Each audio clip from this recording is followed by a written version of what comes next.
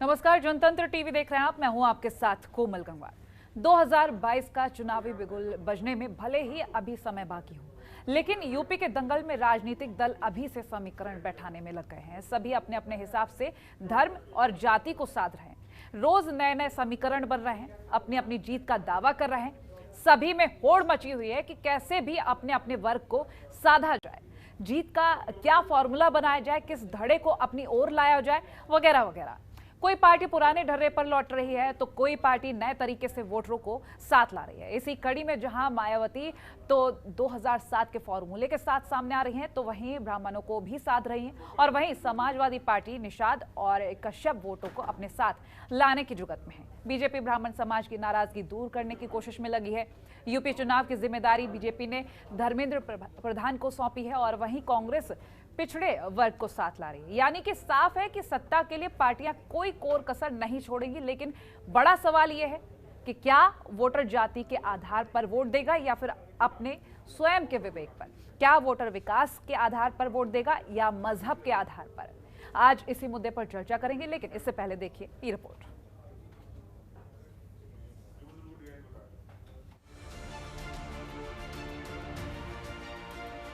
साल 2022 में होने वाले 5 राज्यों में विधानसभा चुनाव को लेकर सभी पार्टियां अपना दमखम दिखाने के लिए एड़ी से लेकर चोटी तक का जोर लगा रही हैं। लेकिन अगर बात करें उत्तर प्रदेश की, तो यूपी के विधानसभा चुनाव पर सबकी नजरें टिकी हैं। हर एक पार्टी अपनी ओर से दांव चलकर जनता को लुभाने में लगी हुई है। ऐसे ही दांव पेच को देखते हुए बीजेपी ने अपनी ऐसी चाल चली है जिसे देख विपक्ष दंग रह जाए। दरअसल यूपी चुनाव की जिम्मेदारी अब केंद्रीय शिक्षा मंत्री धर्मेंद्र प्रधान को सौंपी गई है।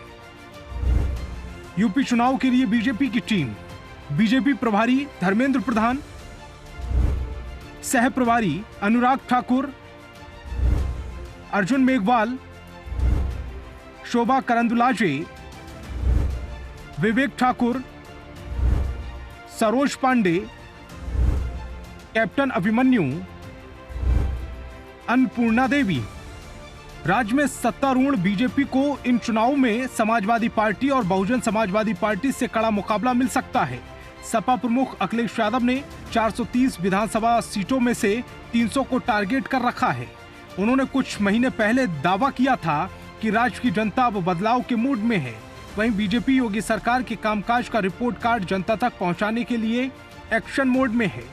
पार्टी कार्यकर्ता गांव-गांव जाकर डबल इंजन की सरकार की उपलब्धियों को गिना रहे हैं। बीजेपी ने अब संगठन को और मजबूत करने के लिए संगठन प्रभारियों की भी नियुक्ति कर दी है, जिससे बीजेपी के किले में कोई सेंध न लगा पाए। संगठन प्रभारी ब्रज से संजीव चौरसिया, पश्चिमी यूपी से संजय भाटिया, अवध से सत्या कुमार, कानपुर से सुधीर गुप्ता, गोरखपुर से अरविंद मेनन, काशी से सुनील ओझा। 2022 की चुनावी पिच पर सभी पार्टियां अपने दमखम दिखाने में लगी है। हर वर्ग को अपने पाले में करने के लिए लोक लुभावने वादे किए जा रहे हैं। अब तो ये आने वाला वक्त ही बताएगा कि शहमात के खेल में किसको मात मिलती है और किसको विजय। ब्यूरो रिपोर्ट, जनतंत्र टीवी। मिशन 2022 की बिसात बिछ चुकी है। ऐसे में कौन सी पार्टी की कैसी तैयारियां हैं, कौन इस मिशन को फतेह करेगा, ये तो फिलहाल वक्त बताएगा। लेकिन अब पार्टियों की जो तैयारियां हैं, किस तरह से वोटरों को लुभाने की कोशिश की जा रही है, उसी पर चर्चा करेंगे। हमारे साथ खास पैनल जुड़ चुका है। बीजेपी प्रवक्ता साक्षी दिवाकर जुड़ गई हैं, कांग्रेस प्रवक्ता ब्रजेंद्र सिंह जुड़ गए हैं, सपा प्रवक्ता कपिल श्रीवास्तव जुड़ेंगे हमारे साथ, बसपा नेता डॉक्टर डीएस मिश्रा जुड़ चुके हैं। सबसे पहला रुख कर लेते हैं हम बसपा नेता डॉक्टर डीएस मिश्रा का। डॉक्टर डीएस, आपसे जानेंगे, जिस तरह से लगातार तस्वीरें सामने हैं, अगर हम बसपा को लेकर बात करें तो बसपा सुप्रीमो ने जो पंचायत चुनाव में ऐलान किया था कि सीधा विधानसभा चुनाव की तैयारियां ही की जाएंगी, लेकिन अब अगर हम बात करें तो एक खास वर्ग को लेकर हर पार्टी चल रही है। तैयारियों को लेकर बात कर लेते हैं पहले। देखिए, तैयारियां हमारी बहुजन समाज पार्टी 365 दिन अपनी तैयारियां करती रहती है। हमारी मीटिंगें नियमित तौर पर चलती रहती हैं। जो हमारा बेसिक कार्यकर्ता है, जिसको हम कैडर वोट कहते हैं, कैडर वोट हमेशा हमारा जो है हर 6 महीने में हम जहां संगठन हमारा कमजोर होता रहता है उसको हम मजबूत करते रहते हैं। इधर बीच में हम लोगों ने एक जो ब्राह्मण समाज का विशेष रूप से और प्रबुद्ध समाज को लेकर के हम लोगों ने एक अभियान शुरू किया।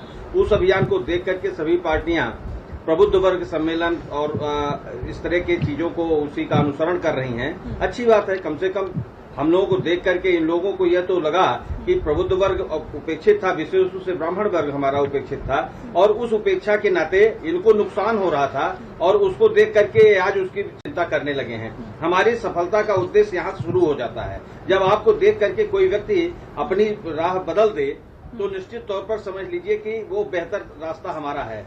तो हम लोग जैसे कोई चीज तुलनात्मक आदमी कहता है कि फला टिकिया उससे अच्छी है, तो ये समझ लीजिए कि वो टिकिया है, वो साबुन है, वो निश्चित तौर पे अच्छा है, तभी उससे तुलना हो रही है। तो मौजूदा समय में जो भी पार्टियां हैं वो बहुजन समाज पार्टी की जो नीति है, विशेष रूप से चुनावी रणनीति जो है, उसकी कॉपी करने के लिए प्रयास कर रही हैं। और अच्छी बात है, उनके लिए ठीक है, लेकिन हमारा जो अभियान है वो इतना आगे चला गया है कि अब ये वही हाल हो गई है कि ये लोग उसको दूर से देखते रह जाए। चलिए बने रहिए। कांग्रेस प्रवक्ता ब्रजेंद्र सिंह जी के पास चले थे। ब्रजेंद्र जी, जिस तरह से आपने सुना किस तरह बसपा की तैयारियां जो चल रही हैं उनको लेकर जो बयान दिया गया कि हर पार्टी उनको कॉपी कर रही है, क्योंकि प्रबुद्ध वर्ग जो सम्मेलन उनका चल रहा है उसको लेकर हर पार्टी अब वोटरों को साधने के लिए उन्हीं को कॉपी कर रही है, क्या कहेंगे? अभी आज एक टीवी चैनल के संवाददाता आए थे और हमारे मीडिया चेयरमैन से इंटरव्यू ले रहे थे, तो उन्होंने सवाल ही यहीं से शुरू किया कि 2.5 वर्ष बाद पहली बार बसपा की सुप्रीमो किसी मंच पर नजर आई।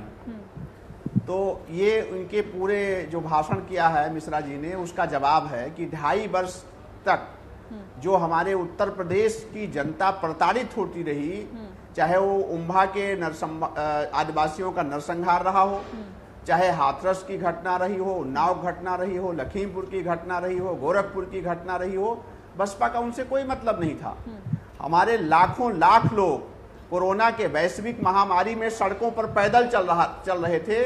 उनको साधन उपलब्ध कराने की बात रही हो, भोजन कराने की बात रही हो, उनकी मदद करने की बात रही हो, बसपा का उससे कोई मतलब नहीं था। तो बसपा अभी किसानों का पूरी रात भर जाग करके हमारा अन्नदाता किसान अपनी फसलों को छुट्टा जानवरों से बचा रहा है। बसपा का उससे कोई लेना देना नहीं है। तो बसपा का लेना देना किससे है? अब वोट सरकार बनाने के लिए प्रबुद्ध सम्मेलन से, प्रबुद्ध सम्मेलन कहने के लिए है ब्राह्मण समाज से। लेकिन वो बताएं ना कि उनके कौन सा जिलाध्यक्ष ब्राह्मण है, उनकी प्रदेश कमेटी में कितने ब्राह्मण हैं, उनके टिकट कमेटी जब टिकट बांटा जाएगा तो कौन ब्राह्मण बैठेगा टिकट बांटने के लिए और कौन मुख्यमंत्री बनेगा? ब्राह्मण समाज जो समाज का सबसे बौद्धिक वर्ग है, जो मानव सभ्यता के विकास काल से समाज की दिशा तय करता रहा है, वो उसको आप इतना ना समझ रहे हैं कि आप लगातार बसपा की उत्पत्ति ही सवर्ण समाज को गाली देने के लिए बनी और वही वो लगातार करती रही हैं।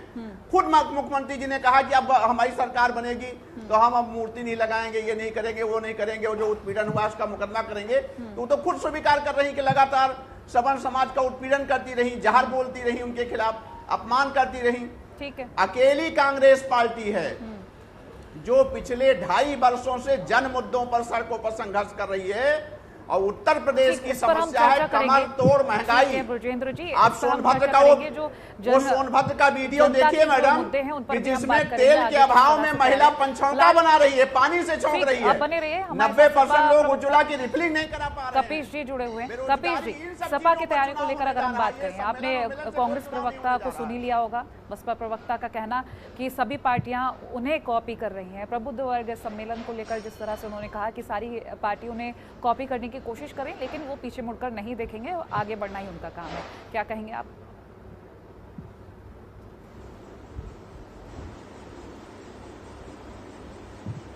कपीश जी, देखिए, पीछे मुड़ करके कोई नहीं देखता है और बहन मायावती जी भी नहीं देखना चाहती। बहुत अच्छी बात है, कह रहा हूं पीछे मुड़ के तो कोई भी नहीं देखना चाहता है। बहुत ज्यादा इको हो रही है मेरी आवाज, आप 2-2, 3-3 आवाज आ रही है। कमल जी पहले ठीक कर रही है। हमें आपकी आवाज आ रही है जी। जी कपीश जी, आपकी आवाज साफ आ रही है, आप बोलें। जी कपीश जी, जिस तरह से आपने दोनों ही प्रवक्ताओं के बयान सुन लिए होंगे, अब आपकी राय जानेंगे। देखिए, बहुत सीधी सी बात है।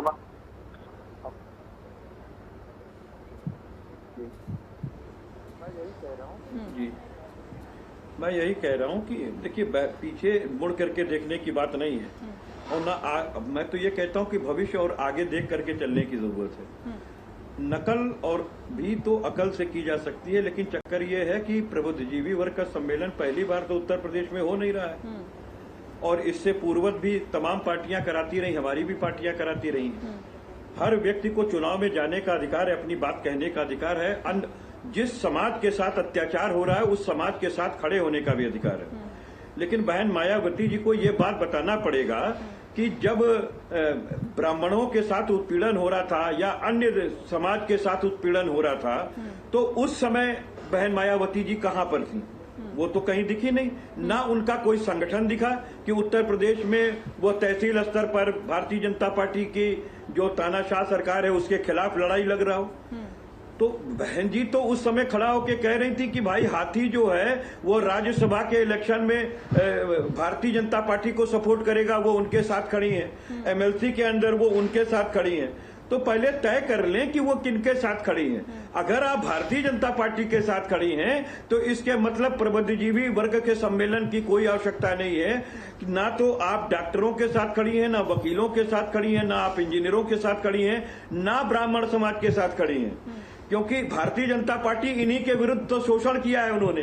तो फिर आपको बताना पड़ेगा आप किसके साथ खड़ी हैं, और आपको ये भी हिसाब देना है उत्तर प्रदेश में कि आप महंगाई के विरुद्ध कभी नहीं लड़ाई लड़ी, आप बेरोजगारी के विरुद्ध कभी लड़ाई नहीं लड़ी, तो आखिर आप ठीक कहां? ब्राह्मण समाज आज आप लेकर के जागा। जब योगी आदित्यनाथ जी भगवान परशुराम को एक महापुरुष करार कर रही थी और उस समय उन्होंने उनके उस पर जो हम लोगों ने छुट्टी दी थी उसको हटा दिया था, तब आप क्यों नहीं मुखर हुई थी? ब्राह्मण समाज कहीं ना कहीं अपना आदर्श मानता है और उनको काफी पूछता है, वो भी विष्णु जी के अवतार हैं। तो ये तो भारतीय जनता पार्टी ने अत्याचार किया था, तब आप कहां खड़ी थी? तो ये बताना पड़ेगा। ठीक, चलिए बने रहिए आप हमारे साथ। बीजेपी प्रवक्ता साक्षी दिवाकर जी के पास चल लेते हैं। साक्षी जी, आपने तीनों ही प्रवक्ताओं को सुन लिया होगा। फिलहाल अगर हम बात करें बीजेपी की तैयारियों को लेकर, क्योंकि सपा बसपा की तरफ से कई सारे तथ्य सामने आए और साथ ही कहा गया ये जो प्रबुद्ध वर्ग को लेकर कोशिश की जा रही है, वो बसपा प्रवक्ता की भी तो बात आपने सुन ली होगी कि हमें कॉपी किया जा रहा है, लेकिन जहां प्रबुद्ध वर्ग, प्रबुद्ध जो शब्द आ जाता है तो यहाँ पर कई सारी उम्मीदें जाग जाती हैं। और अगर हम बीजेपी को लेकर बात करते हैं तो ब्राह्मणों को मनाने की कोशिश की जा रही है, नाराजगी दूर करने की कोशिश की जा रही। आखिर ये जो प्रबुद्ध वर्ग को लेकर आगे चला जा रहा है, क्या ये काम आएगा? देखिए, अभी जब अगर मैं बसपा की बात करूं तो उन्होंने अभी इल्जाम लगाया कि उनका कॉपी बाकी लोग कर रहे हैं। तो मैं उन्हें बताना चाहूंगी, थोड़ा पहले देख लें। इलेक्शन से बीजेपी हर बार प्रबुद्ध सम्मेलन करती आई और अब से नहीं, बहुत पहले से करती आई है। तो कॉपी कौन कर रहा है शायद पता चल जाएगा। दूसरा मैं बताना चाहूंगी, इन्होंने जो शुरुआत की थी वो ब्राह्मण सम्मेलन के नाम से की थी। जब उसकी आलोचना होने लगी कि सिर्फ एक समाज को लेकर चल रहे हैं, जब उनका वोट बैंक खिसकने लग गया, तब उन्हें याद आया कि शब्द बदल देते हैं, चलिए प्रबुद्ध सम्मेलन का नाम दे देते हैं इसे। उसके अलावा मैं बताना चाहूंगी कि कांग्रेस ने अभी दलित स्वाभिमान यात्रा निकाली थी। अगर 70 सालों से ये इनके स्वाभिमान की इतनी ही रक्षा कर लेते तो आज इन्हें ये सम्मेलन करने की आवश्यकता नहीं पड़ती। तो मैं ये बताना चाहूंगी, जो जितनी भी विपक्षी पार्टियां हैं ये धर्म के नाम पे और जाति के नाम पे लोगों को विभाजन करने का ही काम करती रही है। लेकिन अब उत्तर प्रदेश की जनता जागरूक हो चुकी है, अब वो उनका साथ देगी जो इन्हें विभाजन में नहीं विश्वास रखते, जो काम में विकास में विश्वास रखते हैं। भारतीय जनता पार्टी ने पिछले 4.5 सालों में बिना किसी भेदभाव के जितनी भी योजना बनाई है उसे हर अंतिम व्यक्ति तक पहुंचाने का प्रयास किया है और हर गरीब के लिए, किसान के लिए, बच्चों के लिए, महिलाओं के लिए, हर वर्ग के लिए कल्याणकारी योजनाएं बनाई है और उसे जमीन तक पहुंचाया है। तो मेरा विश्वास है 2022 में जनता वही देख के हमें दोबारा चुनेगी। ठीक है, बसपा प्रवक्ता के पास चल लेते हैं। डॉक्टर डीएस, जिस तरह से ब्राह्मण कार्ड सामने रखा गया है, क्या आपको लगता है कि सत्ता पर बसपा काबिज हो पाएगी? इस तरह से क्या ब्राह्मणों के समर्थन की बात सोची जा रही है वो कामयाब हो पाएगी आने वाले वक्त में? बिल्कुल बिल्कुल, ब्राह्मण के समर्थन की बात नहीं। ब्राह्मण 2007 को दोहरा रहा है वो कार्यक्रम, और जिस तरह से ब्राह्मण समाज पर बीजेपी का अत्याचार, बीजेपी सरकार का अत्याचार हुआ है बीजेपी सरकार में, वो निश्चित तौर पर अपना मन बना चुका है। कल अभी माननीय सतीश चंद्र मिश्रा जी के मैं सुनिए अभी ये बता रही हैं कि धर्म ये आधारित पार्टी नहीं है। अरे वो धर्मधारी धर्म है।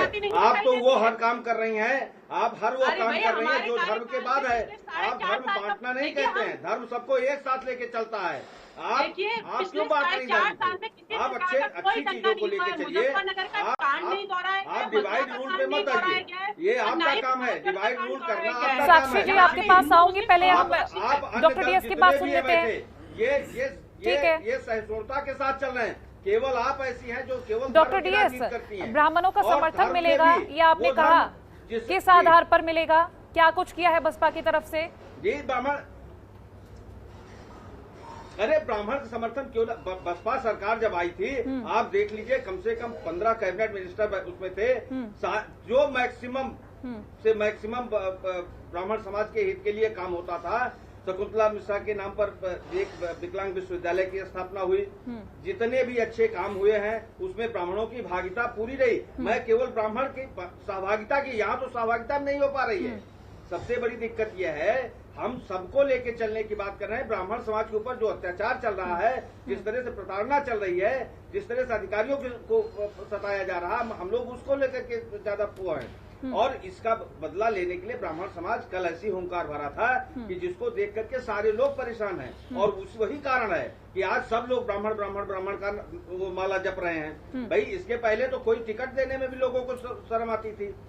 तो आपके कहने का मतलब ये है कि बसपा एकमात्र ऐसी पार्टी है जो ब्राह्मणों का भला सोचती है। आपने टिकट की बात की, तो सिर्फ बसपा के राज में ही ब्राह्मणों का भला हो सकता है। ब्राह्मण एक ऐसा तत्व है जो सबका भला सोचता है, आप ये भी समझिए। ब्राह्मण एक ऐसा हिंदुस्तान का एक ऐसी बिरादरी है जो सबके कल्याण की बात सोचती है। इसीलिए जब ब्राह्मण सम्मेलन करके बहुजन समाज पार्टी अपनी सरकार बनाएगी तो हमारी जो सोच होगी वो सबके कल्याण की होगी। ठीक, ये हमारा मुद्दा है। कपीश जी, आज भी ब्राह्मण जो है वो सबके कल्याण की बात सोचता है। ठीक है डॉक्टर डीएस, लौटेंगे आपके पास। साक्षी जी आपके पास लौटूंगी इस सवाल का जवाब लेने के लिए कि ब्राह्मण कार्ड जो खेला जा रहा है। लेकिन उससे पहले एक टिप्पणी ले लेते हैं सपा प्रवक्ता कपीश जी की कि बसपा सपा की जो सुलह है ये एक राजनीतिक मजबूरी है या फिर वाकई में ये सब सच है?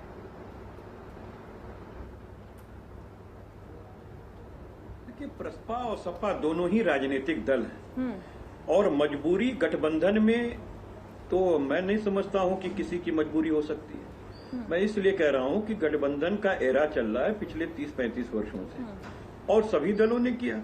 सबसे ज्यादा अगर किसी ने गठबंधन किया तो भारतीय जनता पार्टी ने किया और मैक्रो मैनेजमेंट को लेकर के वो चले, लेकिन उन्होंने माइक्रो में अन्य दलों को माइक्रो कर दिया, अपने को मैनेजमेंट में ला दिया। तो आप देख लीजिए आज शिवसेना के साथ जो उपेक्षा इन्होंने की, जो अकाली दल के सामने की, राजभर साहब के सामने की, वो सामने है। लेकिन समाजवादी पार्टी और प्रसपा एक सिक्के के दो पहलू हैं, क्योंकि हम लोग कहीं ना कहीं लोहियावादी लोग हैं, जयप्रकाश नारायणवादी लोग हैं, सोशलिस्ट लोग हैं। हमारे काम करने का तरीका एक रहा। शिवपाल जी पहले समाजवादी पार्टी में ही थे, तो उनकी विचारधारा अचानक से कहीं और तो हो नहीं जाएगी। और उन्होंने जो पार्टी भी बनाई, हमारे और आपकी हमारी पार्टी के बीच में अगर मान लीजिए कोई हमारी मतभिन्नता रही हो तो ऐसा नहीं कि मनभेद रहा, तो पार्टी कोई भी व्यक्ति बना सकता है और उनको ऐसा लगा कि एक नई पार्टी बनानी चाहिए, उन्होंने बनाया और हम लोग स्वागत करते हैं उनकी पार्टी का।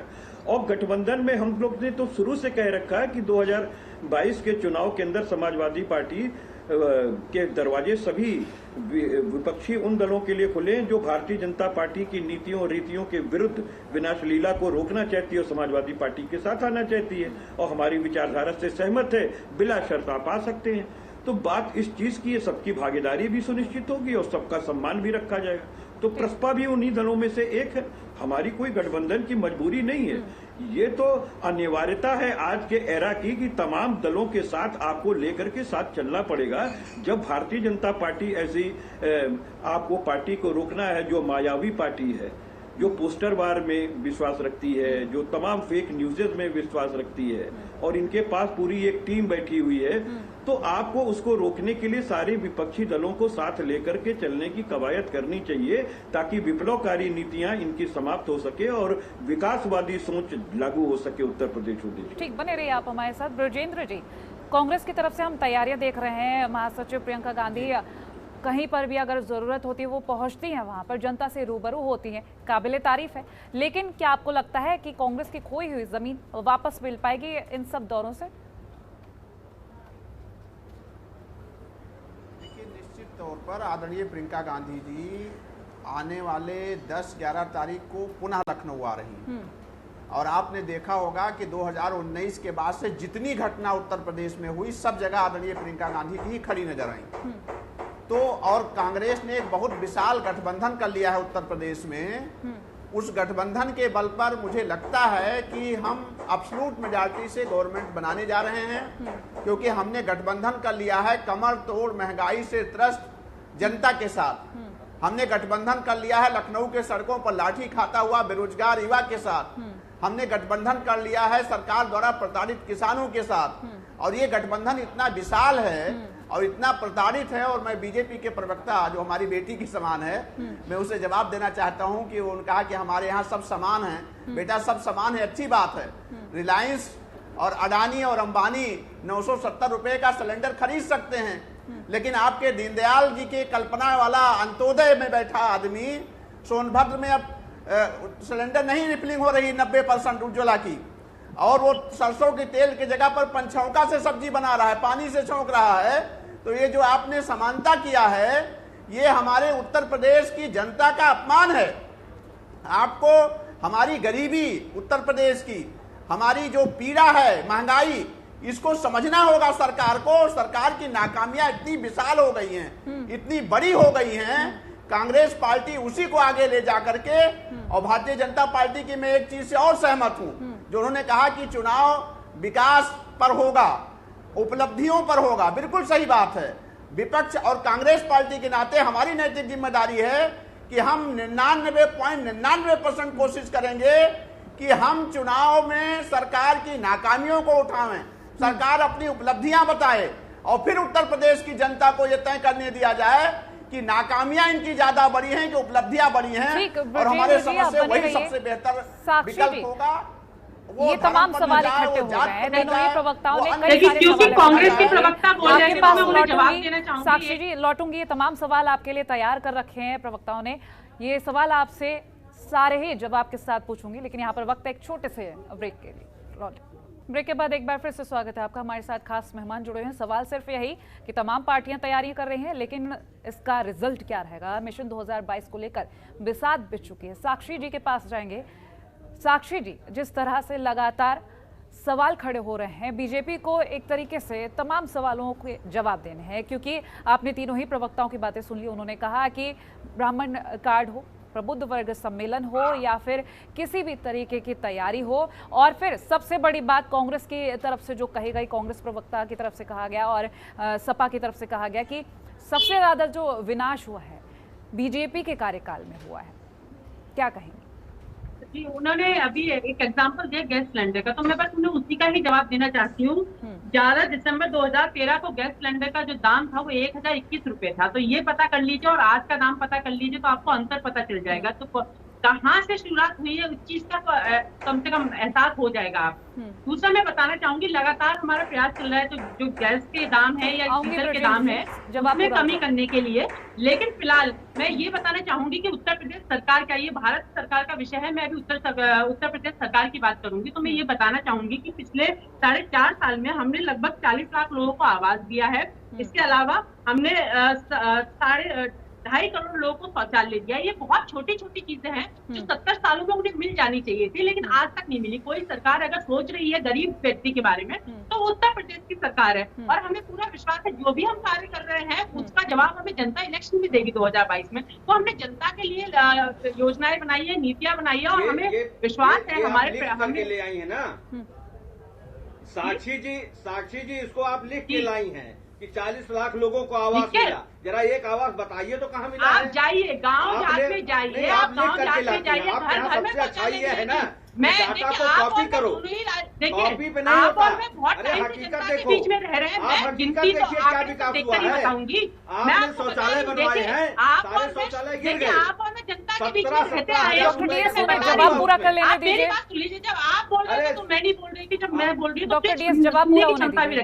रखिए। जी साक्षी जी, मैं आपको बता रही हूँ, बोल जनता के लीजिए, बीच में अगर आप लेकिन रहते ठीक हैं है, तो बोल आपको मैं लीजिए। एक अंतर बताऊंगी। पहले जब गांव जात में जाते थे, कभी किसी को शौचालय जाना पड़ता था तो प्रधान का घर ढूंढता था। आज हर घर में शौचालय है। ये अंतर ये बहुत छोटी सी बात है, लेकिन बहुत बड़ा अंतर लाई है हमारे समाज में। अब महिलाओं को अंधेरे का इंतजार नहीं करना पड़ता, और हमारी प्राथमिकता थी कि महिला की सुरक्षा हो और लोगों को पक्का मकान मिले, और वो हम पूरा कर पाए। और अभी हाल ही में एक हफ्ते पहले ही हमारे मुख्यमंत्री जी ने 2.5 लाख आवासों की और चाबियां दी हैं। तो आप गांव जातना भी थोड़ा निकलना शुरू करेंगे, क्योंकि अब 6 महीने रह गए इलेक्शन के, तो आपको एहसास होगा गांव में क्या अंतर लाई है भारतीय जनता पार्टी की सरकार।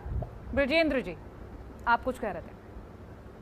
ट्विटर और प्रेस कॉन्फ्रेंस की राजनीति से नहीं पता चलेगा कि जनता में क्या अंतर आया है, समाज में क्या अंतर आया है। ब्रजेंद्र जी, सिलेंडर के दामों को लेकर जब आपने सवाल उठाया तो उसका जवाब जी। साक्षी जी को शायद ये नहीं मालूम है कि उत्तर प्रदेश और देश की जनता की मेमोरी बहुत स्ट्रांग है। वो ठीक से जानती है कि 410 रुपया ही दे करके सिलेंडर मिल जाता था 14 तक, अब उसके लिए 970 रुपया देना पड़ रहा है। चुनाव में जनता इसका हिसाब बता देगी कि 13 में क्या था और आज क्या है। उस पर मैं केवल इतनी सब्सिडी छोटी का सी भी टिप्पणी बताना करना चाहूंगी। चाहता हूँ। 153 रुपीज की सब्सिडी पहले मिलती थी और अभी 292 की सब्सिडी इस समय मिल रही है। जो मेरे पास आंकड़े हैं मैं वो बता रही हूँ कि पहले कितनी सब्सिडी थी, आप कितनी सब्सिडी। आपको लगता है कि आपके खानदान में किसी के पास गैस सिलेंडर नहीं है लगता है। ब्रजेंद्र तैयारी अगर राजनीतिक सवालों का जवाब दायरे में रह के दिया जाए, ठीक है। ये पहले डॉक्टर डीएस पात्र व्यक्ति को भी सब्सिडी मिलेगी, जो पात्र व्यक्ति है उसी को ही। आप तैयारी करके आइए डिबेट में, और लिख करके आइए। तैयारी 40 रुपए एक बार सिलेंडर का दाम बढ़ाती हैं आप, कोई और सब्सिडी फ्री का नहीं सिलेंडर है। बढ़ाती हैं। वो फ्री का सिलेंडर कोई आप सब्सिडी वोट नहीं देखिए, है। आप और सब्सिडी चुनाव मुझे आता नहीं तो आप मिलेगी फ्री का क्योंकि मैं सिलेंडर पात्र बांटती नहीं हैं। हूँ उसके लिए। जो भी पात्र व्यक्ति है उसे सब्सिडी नहीं, मिल रही है आप और लगातार देखो, डायरेक्ट बैंक आप खातों में मिल रही है। इस समय घोटाला सिलेंडर का दाम इधर 40 रुपए मिल रही है। आप अपने सिलेंडर बांटेंगी। अगले बार डिबेट में आप रसीद दिखाइएगा। शौचालय बनाई है अपने प्रचार के लिए, शौचालय के ऊपर आपके प्रचार लिखे रहते मैं हैं। आपसे वो शौचालय आग्रह नहीं जा रहे करूंगी, हैं। अपने अगले चुनाव जिले पहले में क्यों डीएम जाएंगे? के ऑफिस में जाइए और वहाँ से डेटा निकलवा लीजिए कि किस किस व्यक्ति को मिल रही है, कितने पात्र व्यक्ति है जिनको गैस सब्सिडी मिल रही है। अरे डायरेक्ट बैंक में ट्रांसफर हो रहा है। मैं और आप आप गाँव के नहीं हैं। आपके आप जाइए तो पता डायरेक्ट लगेगा ट्रांसफर आपको। हो रहा है। देखिए आप कितना गैस सब्सिडी हो सारा बैंक खाते में चलिए, गैस सब्सिडी को लेकर बात हो गई, सिलेंडर को लेकर बात हो गई, ठीक है, ठीक। उसको ऊपर डॉक्टर 40 डीएस रुपए सिलेंडर का दाम बढ़ाएंगी और उसके बाद उस सिलेंडर से उसको आप फ्री में बांटेंगी। सब्सिडी भी लगातार बढ़ती जा रही है। देखिए, जितना रेट बढ़ेगा उस हिसाब से सब्सिडी भी गवर्नमेंट बढ़ा रही है। ठीक है। ब्रजेंद्र जी, सिलेंडर के दाम बढ़ रहे हैं, सब्सिडी बढ़ रही है। साक्षी जी का कहना सब्सिडी बढ़कर लोगों को मिल रही, खाते में मिल रही है, ये तो कई लोगों का भी कहना है। सिलेंडर देखा ही नहीं है, और मैं उनको चैलेंज करता हूं कि अगर उनके पास कोई स्लिप हो, कोई किसी से अभी वीडियो में मंगा ले वो मोबाइल, उससे मालूम हो जाएगा सब्सिडी कितना मिलती है। दिखाए ना उसका बैंक का स्टेटमेंट। देखिए, आप जब अभी जनता के बीच में जाएंगे तो बैंक खाते के गांव जाते लोग अपनी बैंक तो मंगा कर दिखाइए। चलिए, सपा प्रवक्ता कपिश जी से बात कर लेते हैं। कपिश जी, ठीक है, ब्रजेंद्र जी आऊंगी आपके पास, आऊंगी। कपिश जी, अच्छा प्लीज मुझे आप ये जनता पार्टी को नहीं मिलेगी सब्सिडी, कुछ नहीं रहता है मिलेगी। कपिश जी, लगातार आपने सुन लिया होगा कि किस तरीके की तैयारियां हैं। महंगाई को लेकर कई सवाल खड़े हो रहे हैं। अगर हम सपा को लेकर बात कर रहे हैं, ठीक है ब्रजेंद्र जी, लौटूंगी आपके पास, ठीक है, सवाल ले लेने दीजिए। कपिश जी, लगातार विकास को लेकर बात हो रही है, हर वर्ग को साधने की कोशिश हो रही है। किसी को नहीं मिल रही। ब्रजेंद्र जी बात कर ली, जवाब मिल गया, ठीक है। उत्तर प्रदेश के किसी ब्रजेंद्र जी, सवाल कर लेने दीजिए, फिर आपसे आपकी सुनती हूँ। कपिश जी, हर वर्ग को साधने की कोशिश की जा रही है, वोटरों को लुभाने की कोशिश की जा रही है, क्या लगता है जनता किस आधार पर वोट देगी? क्योंकि कहीं जाति के नाम पर लुभाने की कोशिश की जा रही है, उनको जाति के नाम पर कई चीजें बोली जा रही हैं। ऐसे में अगर हम बात कर रहे हैं वोटर्स की, तो क्या लगता है आपको चुनावी जो मुद्दे रहेंगे वो तो सामने आ ही रहे हैं, लेकिन परिणामों की अगर हम बात कर लें तो? देखिए, परिणाम तो जो भी होना है वो भारतीय जनता पार्टी के अगेंस्ट होना है, क्योंकि इनकी जो एंटी इनकम्बेंसी है वो बहुत ज्यादा है। दूसरा, इनके संगठन के अंदर उत्तर प्रदेश में बहुत अंदर जो है वो अंदरूनी कलह है, और उसी अंदरूनी कलह के चक्कर में जो BL संतोष जी से लेके आज तक भाग दौड़ लगती रही, और योगी आदित्यनाथ जी को अंत में चेहरा बनाना पड़ा। और लेकिन आज भी केशव प्रसाद मौर्य जी का बयान यही होता है कि जो विधायक चुन करके आएंगे वो अपना नेता चुनेंगे। तो अभी पहले ये अपने अंदर की कला से लड़ लेते तो हम लोगों से भी लड़ लेते, लेकिन ये तो अभी अपने अंदर की कला को लड़ रहे हैं। उसी को ढकने तोपने के लिए अब इनको मुख्यमंत्री के चेहरे से बड़ा एक प्रभारी का चेहरा लाना पड़ रहा है। तो प्रधान जी और उनके जो है साथ काम करने वाले लोग भी आ रहे हैं, जो यहाँ के प्रमुख बन करके आ रहे हैं।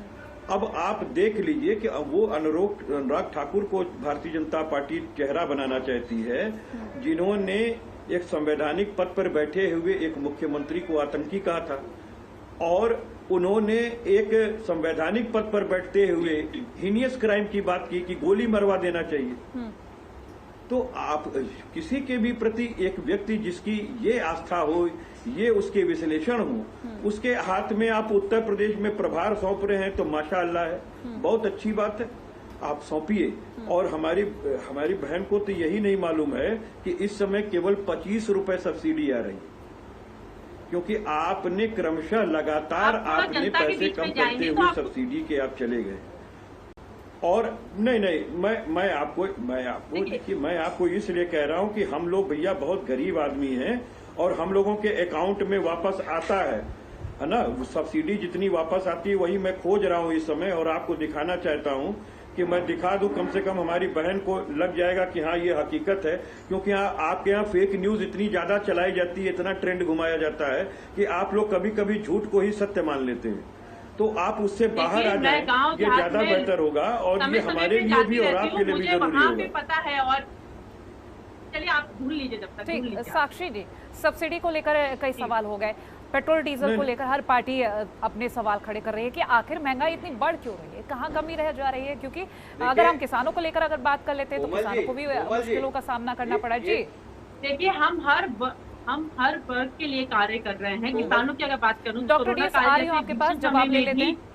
जी साक्षी, हमने किसानों को सम्मान निधि देने का काम किया है, और ये आवश्यकता थी उस समय कि हमारे किसी भी किसान भाई को किसी भी परेशानी का सामना ना करना पड़े। समय समय पे हर जिसको भी जरूरत पड़ी है भारतीय जनता पार्टी उसकी सुख दुख में काम आई है।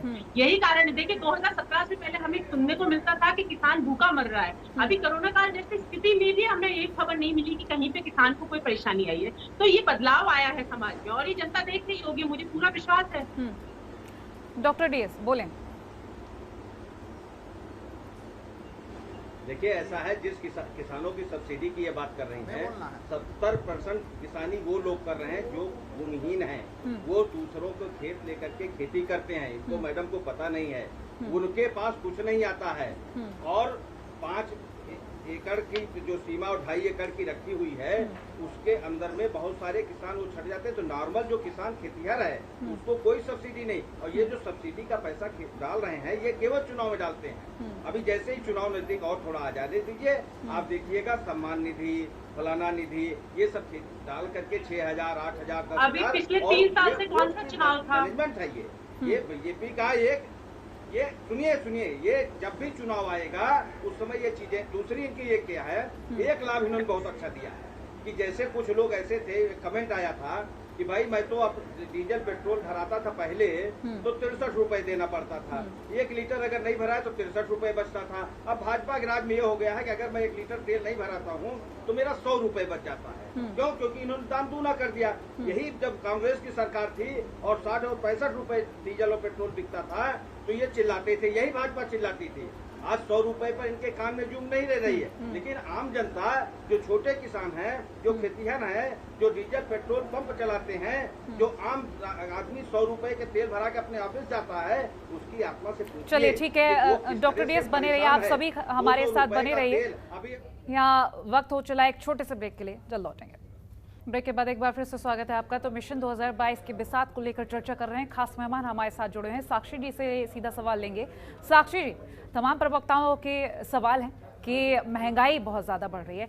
अगर हम चुनावों को लेकर बात कर रहे हैं तो जनता किस आधार पर मतदान करेगी? क्योंकि अगर तीनों ही प्रवक्ताओं की सुन ली जाए तो जनता महंगाई से त्रस्त हो चुकी है और हर व्यक्ति चाहता है कि उसके लिए काम आसान हो। तो अगर हम पेट्रोल डीजल के दामों को लेकर बात कर रहे हैं, जैसा कि आपने तमाम प्रवक्ताओं की बात सुनी, या गैस सिलेंडर के दामों को लेकर बात कर रहे हैं, बढ़ती हुई महंगाई से जनता त्रस्त हो चुकी है, तो आखिर किस तरह से उन्हें मनाया जाएगा?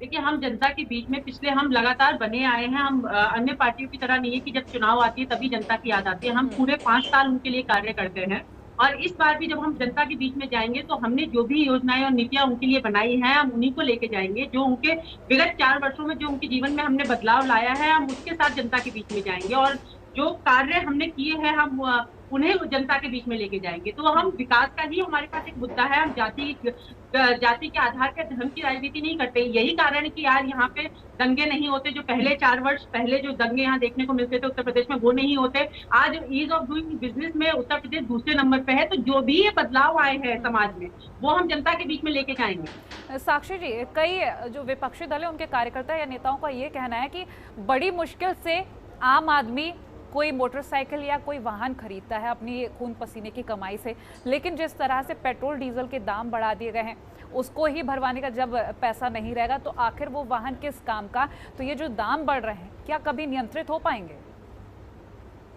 देखिए, सरकार प्रयास कर रही है उस चीज पे, लेकिन मैं आपको एक चीज और बता दूं, क्योंकि जब बात आई है पेट्रोल की तो अगर मैं बात करूं 2003 से 9 के बीच में लगभग 4 लाख करोड़ के ऑयल बॉन्ड जो है वो कांग्रेस हमारे लिए छोड़ के गई थी।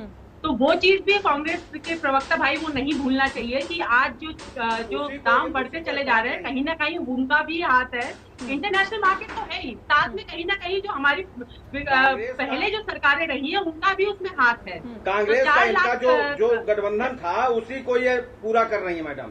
हमारा गठबंधन किसी के साथ नहीं था। मैं बता रही हूँ, जो उधार आप हमारे ऊपर छोड़ के चले गए हैं, जो ऑयल बॉन्ड हमारे ऊपर छोड़ के चले गए थे, वो मैच्योर हो रहे हैं। अरे उधार कोई छोड़ता है, देश का सिस्टम है मैडम।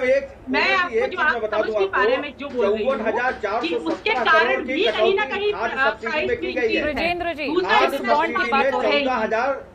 ठीक है, ब्रजेंद्र जी से पूछ लेते हैं। डॉक्टर डीएस आऊंगी आपके पास, सवाल कांग्रेस के लिए। डॉक्टर डीएस सवाल ले लेने दीजिए, मैं आपसे जवाब ले लूंगी बाद में। ब्रजेंद्र जी, कांग्रेस बीजेपी के लिए एक बॉन्ड छोड़ कर गई, आपने सुन ही लिया होगा, जवाब दीजिए। मुझे हंसी आ रही है। हमारे यहाँ गोंडा में, जहाँ मैं रहने वाला हूँ, जनता के एक बहुत बड़े कवि हुए थे, बहुत जमीनी स्तर के, अदम गोंडवी जी। वो कहते हैं कि इनकी फाइलों में शहर का मौसम गुलाबी है, पर ये दावा झूठा और पूरी तरीके से किताबी है। भारतीय जनता पार्टी के लोग केवल झूठ और फरेब, इसके अलावा इन्हें कुछ आता ही नहीं, कुछ सीखा ही नहीं इन्होंने जिंदगी में। हम तो वो भी छोड़ कर गए थे जिस लाल बहादुर शास्त्री हवाई अड्डे को, अडानी को आप बेच रही हैं। हम तो वो भी छोड़ कर गए थे जो चौधरी चरण सिंह एयरपोर्ट अडानी एयरपोर्ट हो गया। हम तो वो भी छोड़ कर गए थे जो छत्रपति साहू जी महाराज एयरपोर्ट अडानी एयरपोर्ट आपने लिख दिया। हम तो पूरा जो मोदी जी बेच रहे हैं वो सब हम ही छोड़ के गए थे। लखनऊ से भी जाइए, आपको पता चल जाएगा। ये 70 साल के देश में जो भी मोदी जी बेच रहे हैं वो सब हमारा बनाया हुआ है। सारा देश जो मोदी जी बेच रहे हैं, जो उन्होंने सेल लगा करके बैठी है भारतीय जनता पार्टी, वो हमारा बनाया हुआ देश है। इस देश को आजाद हमने कराया, बनाया हमने। भारतीय जनता पार्टी के लोगों को सत्ता करना नहीं आता है, संपूर्ण देश से नाता है, सरकार चलाना आता है, हमसे सरकार चलाना भी सीखे। ब्रजेंद्र जी, आपने कहा भारतीय जनता पार्टी को सत्ता चलाना नहीं आता है। ब्रजेंद्र जी, मेरा एक सवाल, ब्रजेंद्र जी, ठीक है, साक्षी जी मुझे ब्रजेंद्र जी से पूछ लेने दीजिए। आपने कहा बीजेपी को सत्ता चलाना भारतीय नहीं जनता आता है, तो पार्टी वाकई को झूठ बोलने के ठीक है। अलावा कुछ नहीं आता। सवाल झूठ सुन बोलना, लीजिए फरेब मेरा। करना। ब्रिजेंद्र सवाल सुन लीजिए। के ऊपर जनेऊ हम नहीं आपने कहा बीजेपी को सत्ता चलाना नहीं आता, तो इसका मतलब कांग्रेस को बेहतर तरीके से आता होगा। तो आखिर कांग्रेस आज सत्ता में क्यों नहीं है? बिल्कुल आता है। तभी तभी क्यों नहीं है तभी कांग्रेस सत्ता 49 में? साल तक हिंदुस्तान की जनता ने हमारे ऊपर भरोसा किया। आज जी। क्यों नहीं कर रही? आज क्यों नहीं कर यहाँ रही? भी हम सत्ता में आएंगे। हम दिल्ली में अभी 14 तक हमारी ही सत्ता थी। डॉक्टर मनमोहन सिंह के समय में भारत की अर्थव्यवस्था 5वें नंबर पर थी 194 देशों में। आज 144वें स्थान पर है। क्या बात करते हैं? इनके झूठ फरेब से देश नहीं चलना है। ये इससे जनता अब ऊब चुकी है। 99% लोग अपने उज्ज्वला की रिफिलिंग नहीं करा रहे हैं। तो जब रिफिलिंग ही नहीं कराएंगे, सब्सिडी कहां से देंगे आप उन्हें? हम हवाई चप्पल और बनियान खरीदने की हैसियत में हमारी जनता नहीं बची उत्तर प्रदेश की। बनारस की रिपोर्ट कल दिखाई जा रही थी कि 60% सरसों के तेल की बिक्री कम हो चुकी है। तो हमारी तो आदमी की जीवन इन्होंने इतना चलिए, दुर्लभ फाइनल कर कमेंट दिया ले है लेते हैं। कि कपिल एक जी के पास आदमी चल लेते हैं। 100 कपिल रुपया जी। लेकर बाजार ठीक जाता है है, ब्रिजेंद्र जी। तो उसकी खरीदने की हैसियत नहीं बची, कैपेसिटी ठीक नहीं है। रह गई। कपीश जी, मिशन 2022 के लिए जो तैयारियां की जा रही हैं, क्योंकि हमने हर पार्टी की तैयारियां देख ली और अभी भी जिस तरह से रैलियों का दौर अब एकदम से शुरू हो पड़ा है, हर वर्ग को साधने की कोशिश की जा रही है। हम मिशन 2022 को लेकर अगर एक सोच की बात करें सपा की, तो वो क्या रहेगी?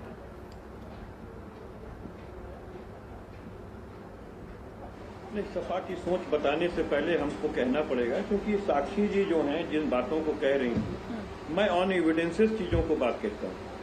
देखिए आपके सामने ये मैं एविडेंस दे रहा हूँ। ये है 1 जून सन 2021 का कि dear customer your account number is इतना credit by LPG subsidy of ₹59 on 1/6/2021। अब मैं ये कह रहा हूँ कि जब आपने एक नीति बनाई हुई है कि ₹5 हर महीने हम कम क्या अमाउंट करेंगे बताया सब्सिडी, आप फिर से एक बार? तो जून अमाउंट से बताइए। लेकर के और अमाउंट है? अरे हम फिर से अमाउंट बता दे रहे हैं, ₹59.05। जी ये देख लें, आप ऐसे ना करें।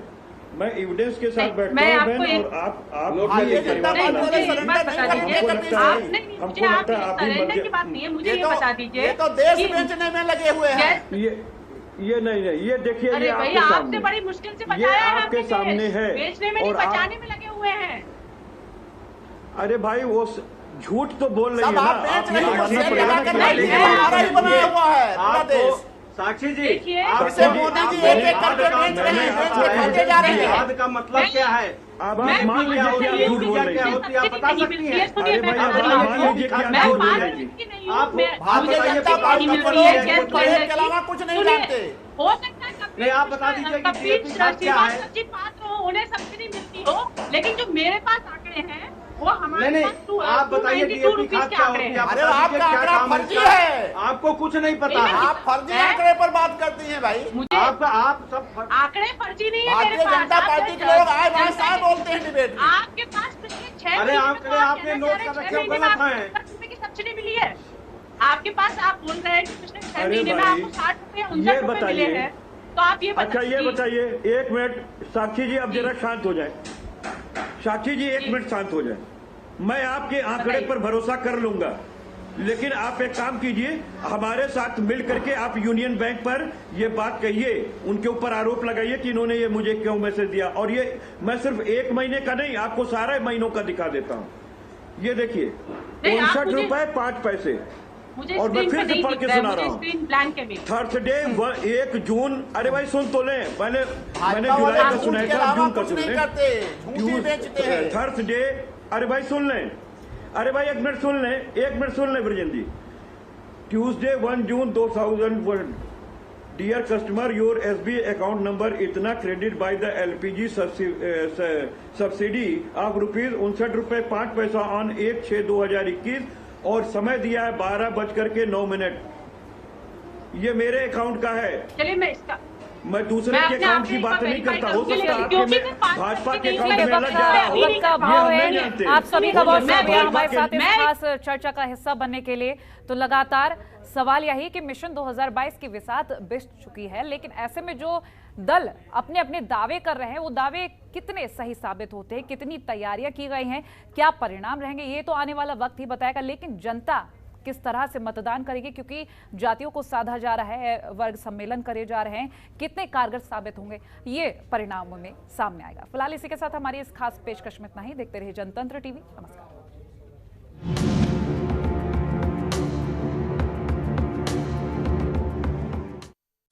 खबरों के निष्पक्ष विश्लेषण के लिए सब्सक्राइब करें Janatantra TV and press the bell icon. Never miss any update.